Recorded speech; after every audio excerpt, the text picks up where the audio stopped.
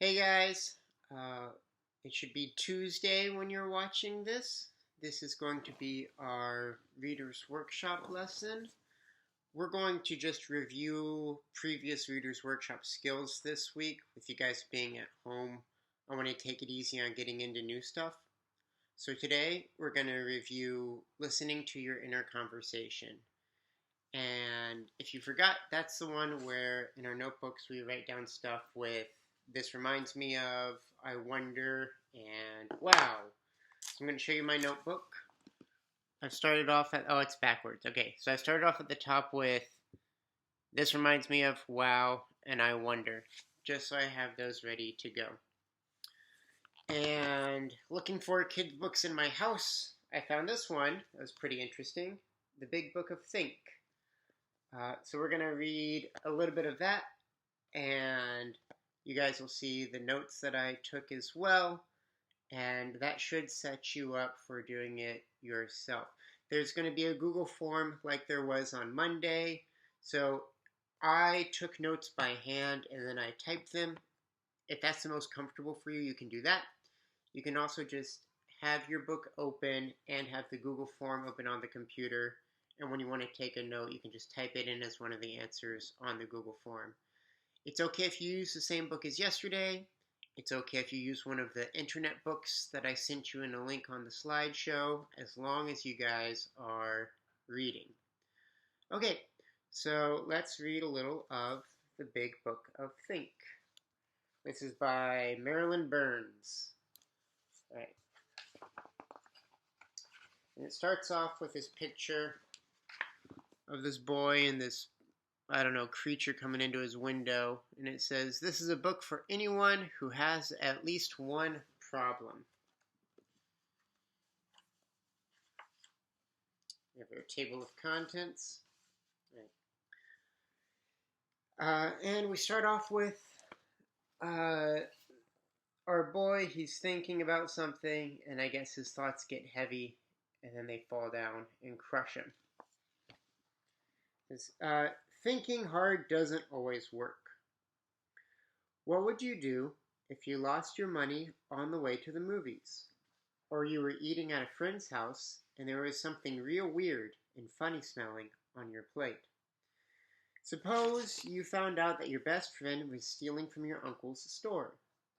What if you took the wrong bus or subway and wound up in a part of town that didn't feel friendly? Running into problems in your life is a sure thing, as sure as having to brush your teeth.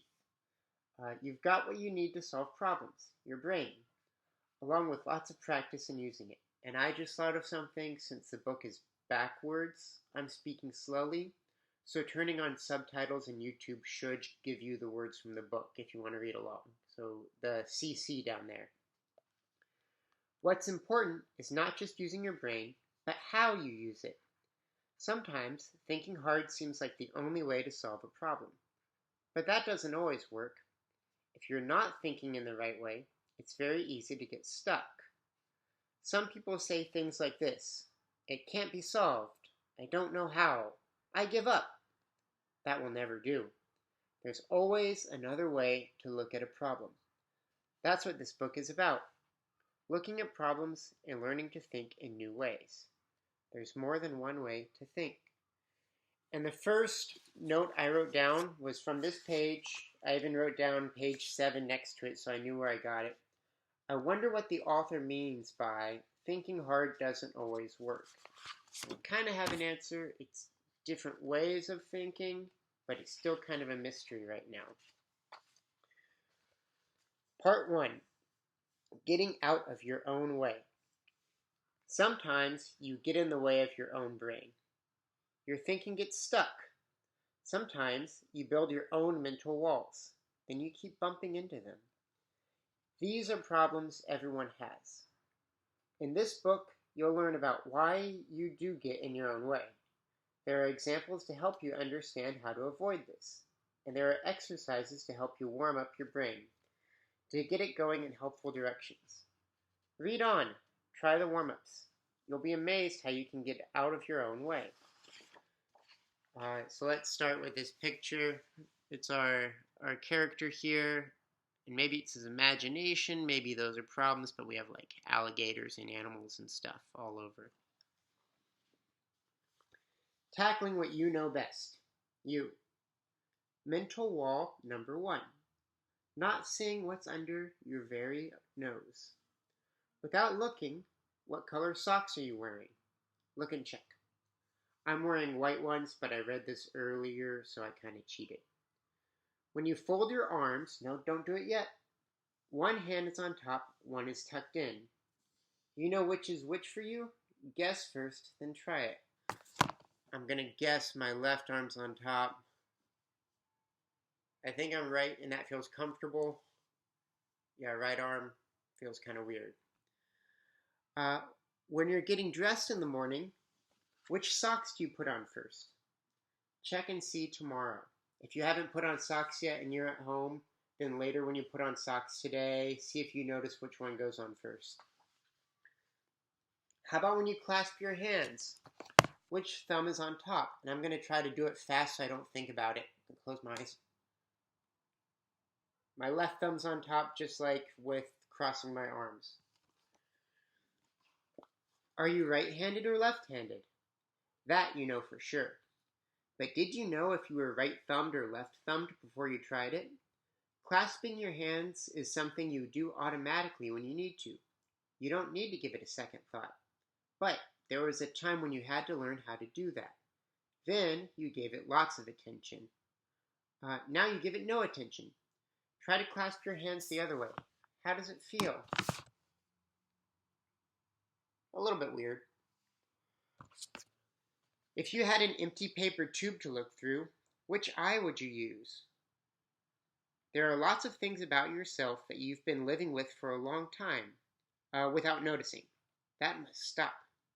The first step in becoming a successful problem solver is not to let your own nose get in your way. What else don't you ever bother to see about yourself? So here we have our hero putting on a bird costume. Yeah. So I got 2 notes out of this. I wrote down page 12. Number 1 is, wow, there are lots of things that I don't know about myself, which I think was the point of those exercises. Sometimes there are things we don't think about ourselves. And then my other note, this reminds me of How to Read a Book, this book here. Because that is also a book that asks the reader to think about their own thinking. That's also a practical book, which this seems to be a practical book. Though How to Read a Book is about thinking and reading, and this is about problem solving. Okay, let's keep going. Looking at what you usually see. What else has your brain been ignoring lately? Think of the telephone dial. And if you don't know what it is, that's okay. I'll tell you in a sec. Don't look at one yet. Imagine which letters go where. There are 10 holes. There are 26 letters in the alphabet. You've seen that dial lots of times. Okay, which letters of the alphabet aren't on the dial? Blah, blah, blah, blah, blah. I'm going to stop reading there because this leads me to a note. Wow, this book is so old it's talking about rotary phones. And if you don't know what a rotary phone is, I drew a little picture.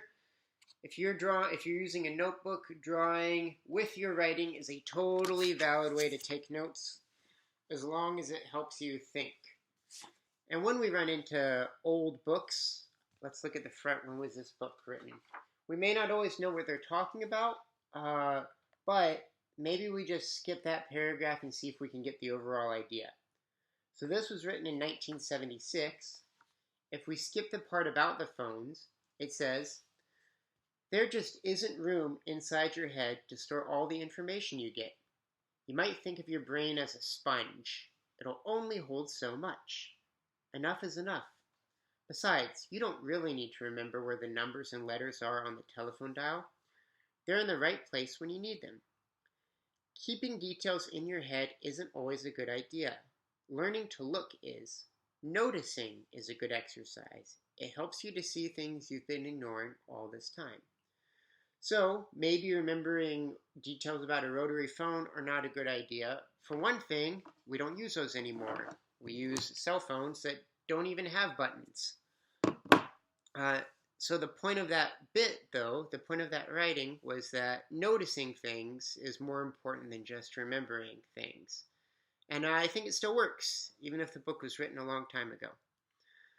Okay, so it's been 10 minutes. I'll finish up this video. On Google Classroom, you guys will have an assignment like you did yesterday that has a Google form. It looks very much the same, except it asks you to take the kind of notes that I took today. This reminds me of wow or I wonder. And for the wow one, I just made it a comment about the book, which is something you can do, or a comment about an idea, something like that. Okay, thank you guys. I hope you're doing okay and staying healthy, and I'll